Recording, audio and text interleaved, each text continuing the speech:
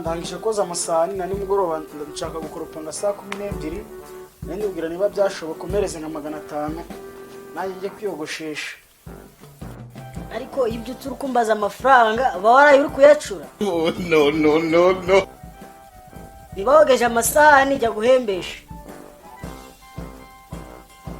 Ariko uzi sinwete.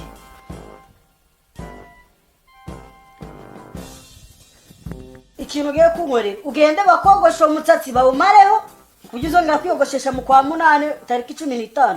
Uri kubyumva? Abikora neza humura yamereza ahubwo nihute. Ndasanga nsanze hari abantu benshi kandi nshaka kuza kare ngateka umunsi cako dusangira hakiri kare. Nongere kubona ugaruye umutwe hano uze uwo mutsatsi uvuye kwiyogoshesha. Ntabwo ndi bubikore. Ungarurire.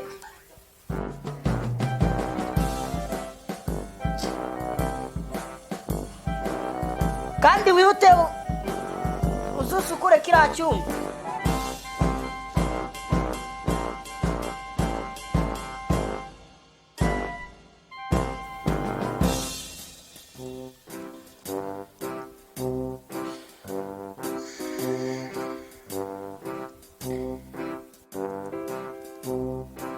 Waje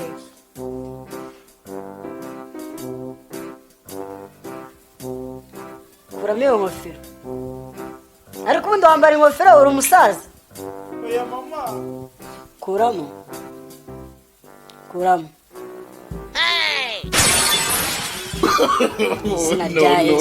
No. Ariko wa mwana ubaga muzima. Wabuze amajoro ndahandi kushaka ayo mafaranga. Ariko uretse kubona uri kurya uzi kuno bimvuna. Ariko chaka iki. Ariko uzikutari mwinzu nagira amahoro. Ariko nagurambona. Oya mama. Uje kubikuramo. Uretse ngwereke kuni namazamara. Uretse ngwereke intambara nagwaniye muri Iraq ngamanuka Sudan. Ngaruka Afrika.